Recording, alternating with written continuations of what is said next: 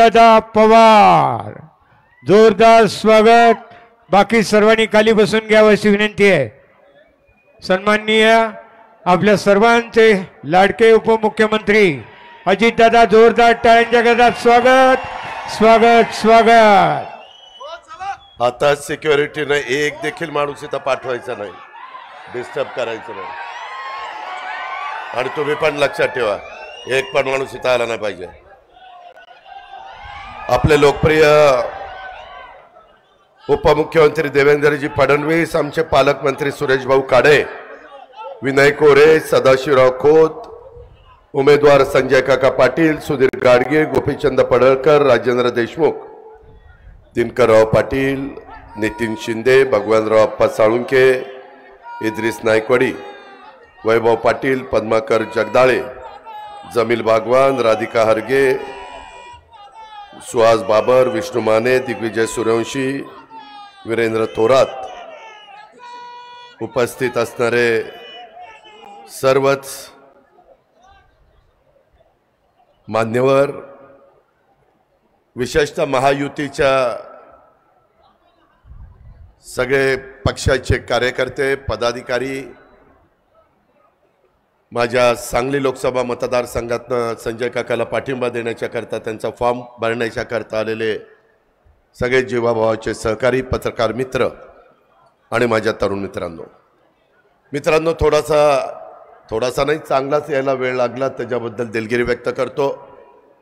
सकाळी बारामती लोकसभा मतदारसंघाचा फॉर्म आम्हाला भरायचा होता, तो भरला। दुपारी आम्हाला उदयनराजे भोसलेंचा सातारचा फॉर्म भरायचा होता आणि त्याच्यानंतर सांगलीच्या परिसरामध्ये मी आलोय।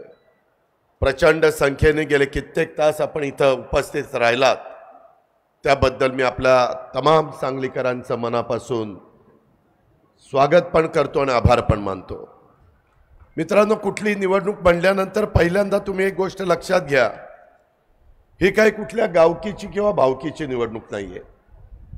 हे देशाचा कारभार, 140 कोटी जनतेचा कारभार उद्याच्या 5 वर्षाच्या करता कोणाच्या हातामध्ये द्यायचा आहे, हा महत्त्वाचा निर्णय आपल्या शिवशाहू फुले आंबेडकरांच्या महाराष्ट्रातल्या 48 लोकसभा मतदारसंघात घेतला जाणार आहे आणि देशातल्या एकूण 543 लोकसभा मतदारसंघात घेतला जाणार आहे। पहिल्या टप्प्याचं मतदान उद्याच्या 19 तारखेला पण आपले उपमुख्यमंत्री नागपूरला मतदान करणार आहेत। तो पहिला टप्पा संपल्यानंतर आपण तिसऱ्या टप्प्यामध्ये, आपलं मतदान 7 तारखेला आहे। सकाळी 7 ते संध्याकाळी 6 आहे, भरपूर 11 तासाचा वेळ आहे, परंतु उन्हाची पण तीव्रता आहे। त्याच्यामुळं कार्यकर्त्यांनी अजिबात गाफील राहू नका। त्याच्यामध्ये मतदारांना बाहेर आणून त्याचा कमळाच्या चिन्हाच्या शेजारी बटन कसं ते दाबेल याकरता आपल्याला प्रयत्न करायचा आहे। तुमच्या समोर अनेक उमेदवार उभे आहेत, तुम्ही म्हणाल की इथंच का मत करायचंय। गेले 10 वर्ष या देशाचं पंतप्रधान पद अतिशय चांगल्या प्रकारे, अतिशय तडफदारपणे, अतिशय चांगल्या प्रकारचं विजन ठेवून स्वतः पंतप्रधान नरेंद्र मोदी साहेबांनी सांभाळलेलं आहे। फक्त भारत देशातले मतदार किंवा जनता त्यांच्यावर खुश नाही, परदेशामध्ये कुठल्याही देशात गेले तर प्रचंड उत्साहाने त्यांचं स्वागत केले जातं। जगाच्या पाठीवर मोदी साहेब पंतप्रधान झाल्यापासून तुमच्या माझ्या देशाची शान वाढलेली आहे। देशाकडे बघण्याचा दृष्टिकोन जगातल्या सर्व देशांचा बदललेला आहे। मगाशी सांगितलं तसं आपण जगात 5व्या क्रमांकावर अर्थव्यवस्थेच्या बाबतीमध्ये, आपल्याला आता 3ऱ्या क्रमांकावर जायचं आहे। शेवटी तुमचा माझा सगळ्यांचा संबंध आपण खासदार आमदार कशा करता निवडून देतो की त्यांच्याकडनं, खासदाराच्याकडनं केंद्राचा मोठ्या प्रमाणावर निधी आला पाहिजे, आमदाराकडनं राज्याचा मोठ्या प्रमाणावर निधी आला पाहिजे, त्या मतदारसंघाचा सर्वांगीण विकास झाला पाहिजे। आज आपला एकेकाळी तुमचा माझा जत असेल, तासगाव असेल, कवठे मंकाळ असेल, पलूस कडेगाव असेल, आटपाडी खानापूर असेल, सगळे दुष्काळी भाग, वर्षानुवर्ष कुसळाशिवाय काही उगवत नव्हतं, परंतु तिथं टेंबू ताकारी म्हैसाळ हे पाणी फिरलं आणि त्याच्यातनं संपूर्ण चित्र बदलायला सुरुवात झाली. परंतु काही गोष्टी राहिल्या, त्या पूर्ण करण्याच्या करता संजय काकांनी जीवाचं रान केलं. बाकीचे सगळे कार्यकर्ते झटत होते, महायुतीचं सगळे आमचे घटक झटत होते. मित्रांनो, त्याच्यामध्ये खानापूर, तासगाव, कवठेमंकाळ, आटपाडी, खटाव, मान, जत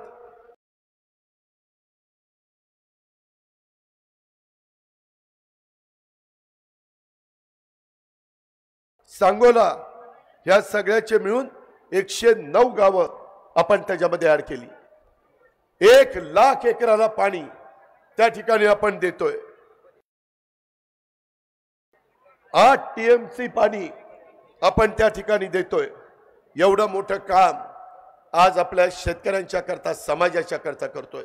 उद्या माझ्या शेतकऱ्याकडं 2 पैसे आले तर सांगलीची बाजारपेठ, मिरजची बाजारपेठ तिथं चांगल्या पद्धतीने उलाढाल होती. व्यापारी वर्ग समाधानी होतो आणि म्हणून शेतमजूर समाधानी होतो. त्याकरता ही कामं करावी लागतात. त्याचा उल्लेख मगाशी सुरेशराव खाडेंनी केला.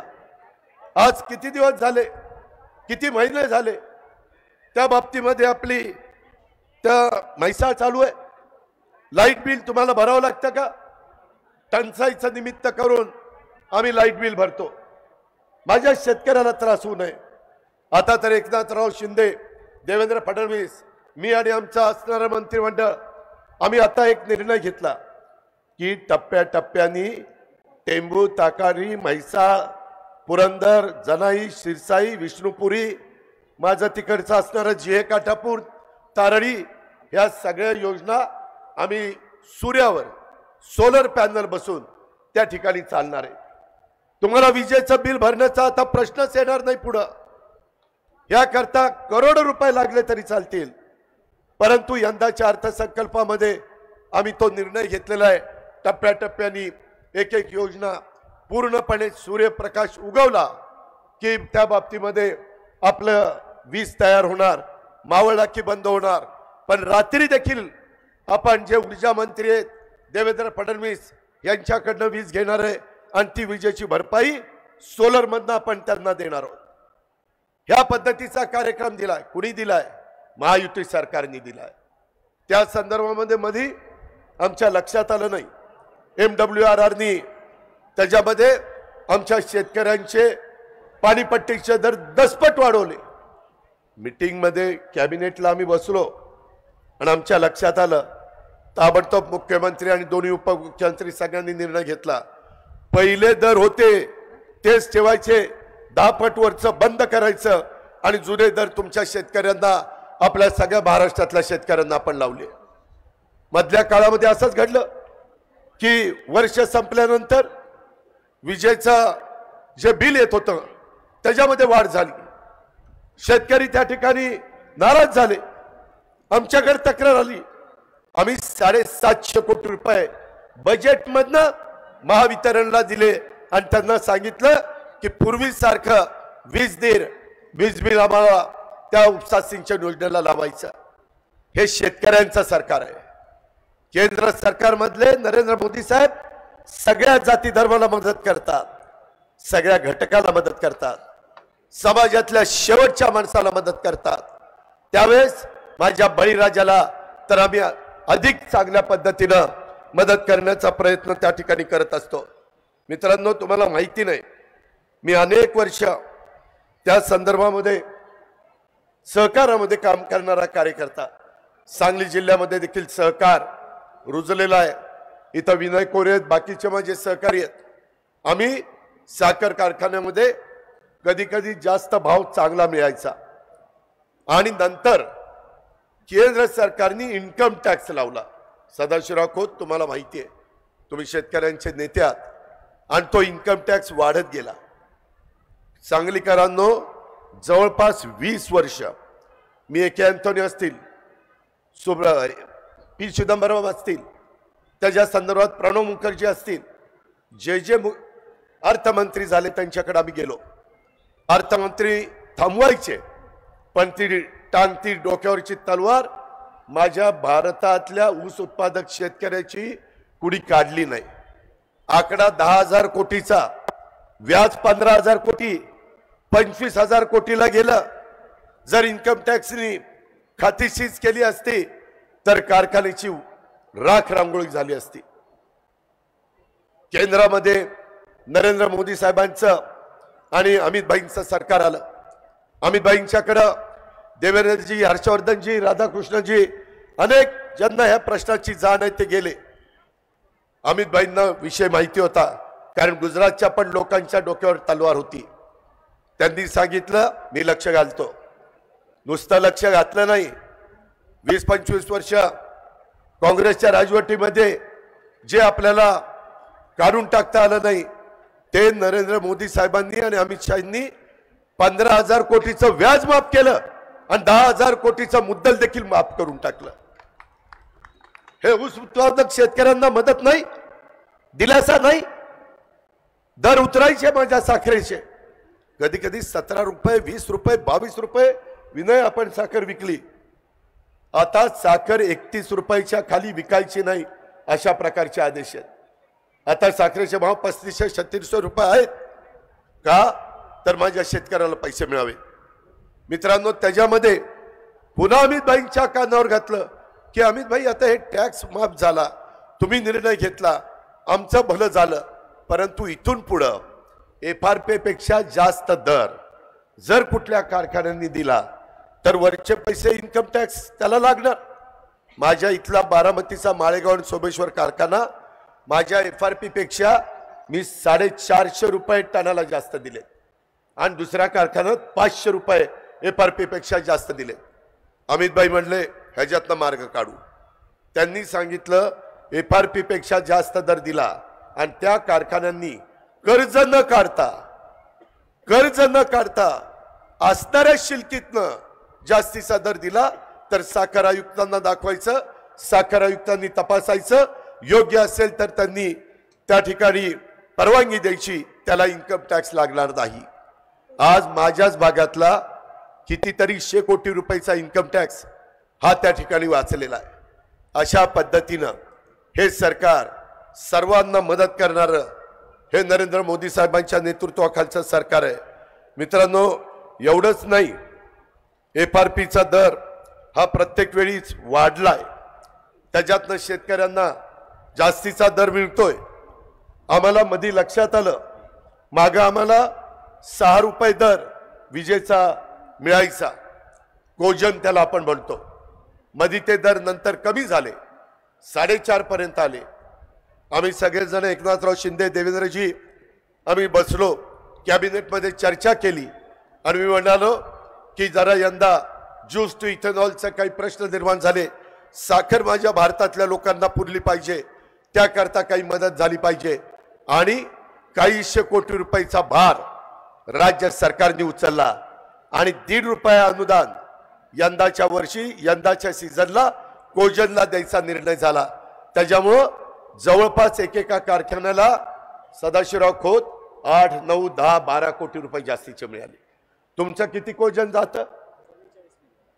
नाही, किती जातं एकूण कोटी युनिट? 16 कोटी, 16.5 म्हणजे एक्सपोर्ट किती होतं? 16 कोटी म्हणजे तुम्हाला मिळणार जवळपास 24 कोटी, 16.5, 24 कोटी विनय कोऱ्यांच्या वारणा सहकारी साखर कारखान्याला मिळणार। हे शेतकऱ्याचं सरकार आहे, हे बळीराजाचा विचार करणारं सरकार आहे। मुद्रा लोन 10 लाखापर्यंत होतं, अनेक आमच्या तरुण तरुणी कर्ज घ्यायला लागले।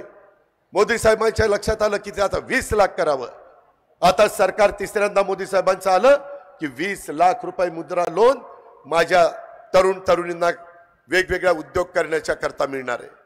80 कोटी जनतेला मोफत अन्नधान्य गरीबाला देण्याचा क्रांतिकारी निर्णय हा नरेंद्र मोदी साहेबांनी राबवला। उद्याच्या 5 वर्षाच्या करता तुम्ही जर महायुतीचं सरकार दिलं, NDAचं सरकार दिलं, तर ते 5 वर्ष तिथं तुम्हाला मोफत धान्य देण्याचा गरीबाला निर्णय त्या ठिकाणी झालेला आहे। मित्रांनो, अशा पद्धतीनं अनेक गोष्टी आपण त्या बाबतीमध्ये करतोय आणि हे करत असताना त्याच्यामध्ये माझ्या जिल्ह्यात भाग की जिथं कुसळ देखील उगत नव्हतं, काही ठिकाणी द्राक्षाच्या बागा होत्या, डाळिंबाच्या बागा होत्या, लोक टँकरनी पाणी घालायचे, परंतु आता तिथं सगळं हिरवागार शिवार आपल्याला पाहायला मिळतंय. उद्याही 1,00,000 एकरावर पुन्हा पाणी देण्याचा आमचा सगळ्यांचा मानस आहे. त्याकरताच संजय काकाच्या कमळाच्या चिन्हाच्या शेजारचं बटन दाबायचंय. समोरचे लोक काही करू शकत नाही. खिचडी झालेली आहे. तुम्हाला सांगतो, मागे देखील असंच जनता पक्ष निघालेला होता. कुणी पंतप्रधान व्हायचं, 1 वर्ष 2 वर्ष 6 महिने 4 महिने अशा पद्धतीची सरकार टिकली. 140 कोटीचा कारभार 5 वर्षाच्या करता स्थिर सरकार पाहिजे.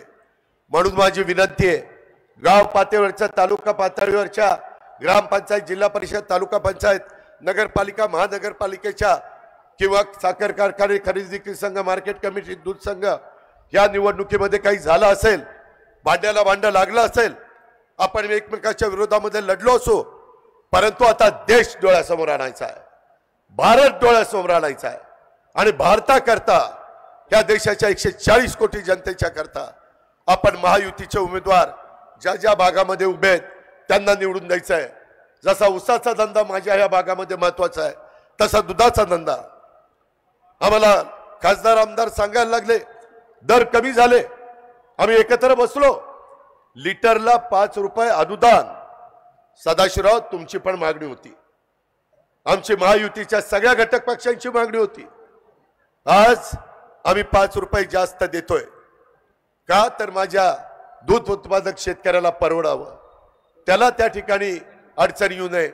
ह्या पद्धतीचा कारभार आज देश पातळीवर पण चाललेला आहे, राज्य पातळीवर पण चाललेला आहे. परंतु त्याच्याकरता उद्याच्या 7 तारखेला तुमच्या पवित्र मताची गरज आम्हाला पाहिजे, संजय काकाला पाहिजे. त्याच्यामध्ये त्यांच्या कमळ चिन्हाच्या शेजारचं बटन दाबायचं आहे. ठीक आहे, वेगवेगळ्या भागामध्ये अनेक प्रकारे वाद आहेत, परंतु ते वाद आता देशाच्या निवडणुकीच्या निमित्तानं, उद्या नवीन पिढीचं भवितव्य ठरवणारी ही निवडणूक आहे.